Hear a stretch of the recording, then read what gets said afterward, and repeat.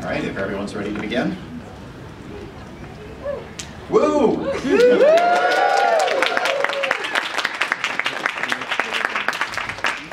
All right, this is Secret Identities, Transgender Themes in Comic Books. I'm Charles Battersby.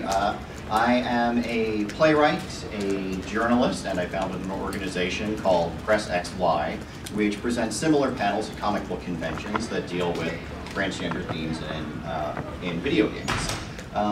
And today we're going to be using the term transgender in the broadest possible sense. We'll be referring to transsexuals, to cross-dressers, and to characters that aren't necessarily transgender, but that might change gender through outlandish comic book storylines and science fiction and magical themes. And one of the projects that I've done is called The Astonishing Adventures of All-American Girl and the Scarlet Skunk. It's set in 1948, and one of our characters is a cross-dressing vigilante who humorously deals with intolerance and the political correctness of the 1940s society. And you can see Scarlet right over there. And now just a little bit about what is transgender. And here's Morgan Boecher. Hi, everyone. I am a writer and illustrator of a comic called What's Normal Anyway, which I began about 4 years ago when I first came out and started transitioning from female to male. And the story is a semi-autobiographical, humorous, more lighthearted tale of a young trans man who's also going through this transition. And what I realized when starting this comic and starting my own journey was that there's such a dearth of media out there for trans people and about trans people that's really positive, but that also really takes advantage of all the hilarious moments that trans people can experience, like for not needing to carry around tampons anymore, or the pleasures of enjoying a receding hairline because it confirms your gender identity in physical ways. And so this comic was an opportunity for me to express myself creatively while also sharing with the community that inspired me to create it. I was initially inspired by YouTube stories. And with this whole explosion of trans culture through the internet, all these easier ways that we're able to communicate and gather resources and find information to help us on our journeys and transitions, the culture has really exploded, and it's interesting to see that shift come to the mainstream culture as well. Just a couple words about transgender experience in general. There's no straightforward path whatsoever. Oftentimes we hear about the narrative of, oh, I've known ever since I was 3 years old that I'm in the wrong gender, and so I need to go through this process to change my body and get everybody to use the opposite pronoun and whatnot. But it's really different for every single person, and there's so many different ways to be trans outside of just identifying with the gender outside of what you've been assigned at birth. There's genderqueer people, people who kind of take bits and pieces from both gender identities, male and female. Some people make up totally new pronouns. And so there's lots of different ways to identify and express that identity, and it's great to celebrate and respect and learn about. Also a note about language too. Cisgender is a term that, I don't know, who's heard of cisgender before? Okay, so I don't really need to explain that much. I am right. Yeah. But the importance. If we had this conversation 2 years ago, there would have been 5 people with their hands up. Yeah. Most people wouldn't even heard of it. I know. So this is just wonderful. Like we all know what's going on a little better than we did before. But that kind of language is so important because it makes sure that trans people aren't the labeled ones, the different ones, by calling people who are not, so cisgender, by the way, means people who identify with the gender they are assigned at birth. So if you're born female and identify as a woman, you're cisgender. and the importance of having that label besides transgender, as opposed to this is a transgender person, this is a non-transgender person, or a normal person.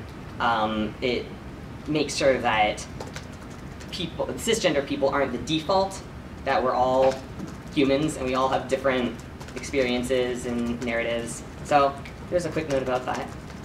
Oh, and you have a comic that explains some possible theories about why people are transgender. I'll be happy to read to you. This is the comic in the upper right-hand, or upper left-hand corner. Where does transsexuality come from? It comes from a bathing of opposite sex hormones during in utero development. Time for today's androgen rinse. It comes from early childhood socialization. Mommy's doing an oil change, so I must be a boy. It comes from tragic mental illness. We're so different, how could we not be crazy? It comes from the deepest wells of the world's evils. Taking these hormones will surely piss off God.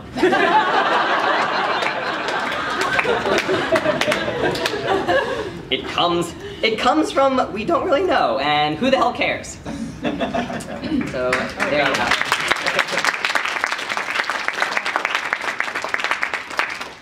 And one of the big moments with transgender characters in mainstream comics came from Gail.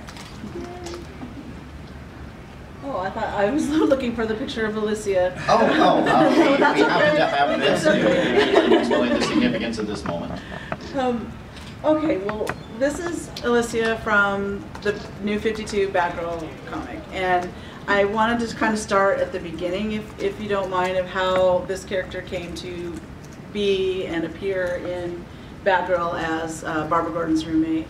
And it was quite a number of years ago, and I've been sitting on LGBTQ panels for quite a while at different comic conventions and stuff, and they started out small, and then the last one I was on at San Diego Comic-Con filled the biggest hall they have there, which for those of you who have been, it's huge. Those of you who haven't been, just imagine something incredibly huge that seats thousands of people, and that room was filled, and lots of people were turned away because they couldn't fit any more in. So it's the awareness, the discussion has grown a lot, which is all positive.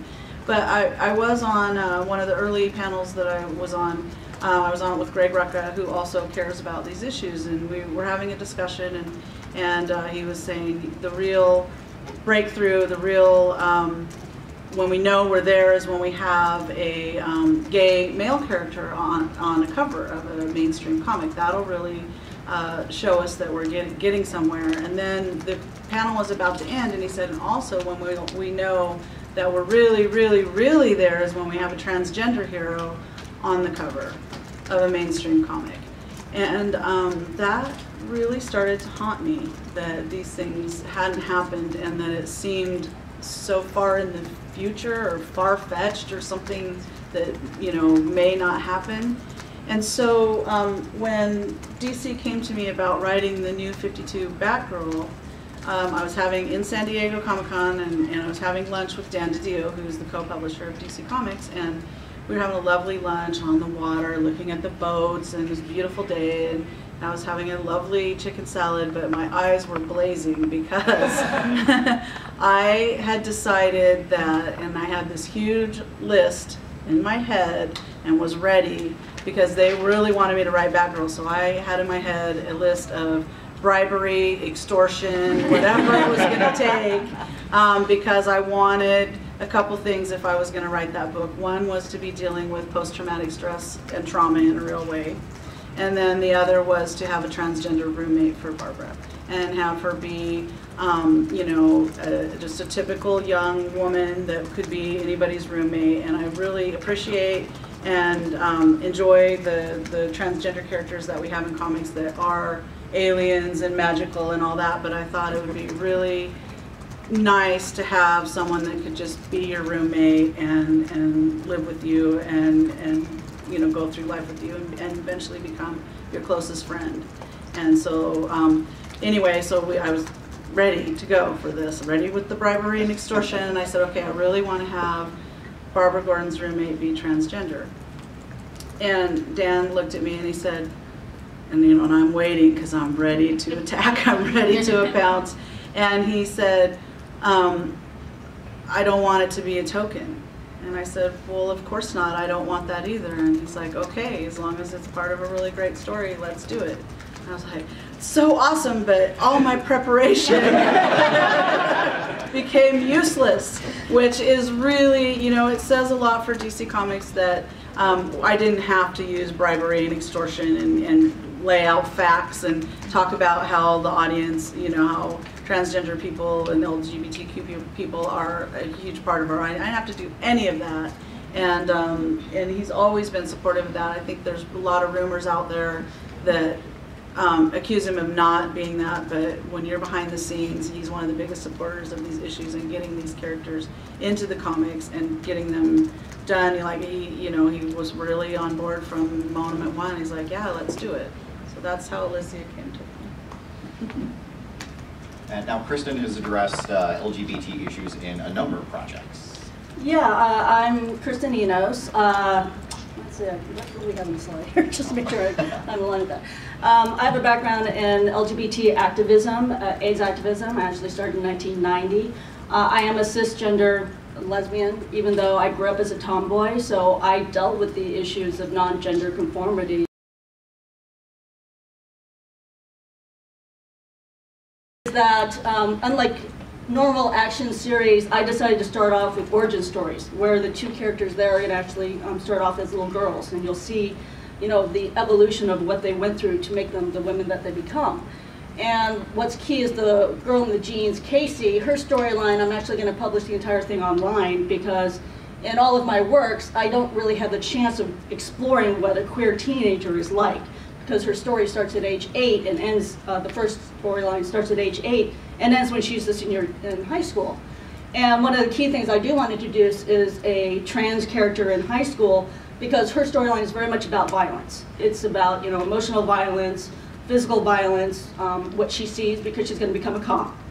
And bullying, she either witnesses with other people or herself, so, you know, there are all these other things I like to put in there, including the trans experience. And then the other project is a lesbian erotica novel, graphic novel that the Kickstarter will be launching next month, called Deseo. The artist, Marco Turini, he's worked for all the top publishers. His latest work, he was the penciler for V-Wars that just came out for IDW. He and I have made a commitment that we will do this graphic novel, but if I have to pay for it out of my pocket, it's going to take 10 years. So Kickstarter will hopefully get us done in a year, as well as let me do 4 digital language editions of English, French, Spanish, and Italian, and a really nice quality hardcover. So keep an eye out for that. Oh, and we've also got a slide for Kristen's Creatures of Grace. And yes. I want to talk about the transgender elements in that. Yeah, so I'm also a fantasy prose writer. Creatures of Grace was a book that I self-published last year. Got some critical acclaim. The very latest book, The Queens and Kings of the Seas, is actually about an LGBT pirate crew. And I mean everything. It's like the second mate's a drag queen, first mate's a gay man, the captain's a lesbian, so, you know, it's a whole, like, group of themselves on a ship. And actually the Kindle edition just got published today, and you'll be able to order paperback on Amazon in a couple of weeks, and if you order the paperback, you'll get the free Kindle edition. And then, of course, it'll be available on other online outlets, too. All right. Now, we could sit here for the entire afternoon talking about every transgender character, every transgender storyline, every story written by a transgender creator. But for now, we're going to talk about the broad strokes so that we can get in as much as possible. And in the first, I guess, 50 years of comics, you would only see transgender characters when it was done as a plot device, that someone's going undercover or they've been forcibly changed in their gender. And you can see a bunch of the zany things that comic writers have put characters through, shape changers becoming women, Captain America disguising himself as an old lady. And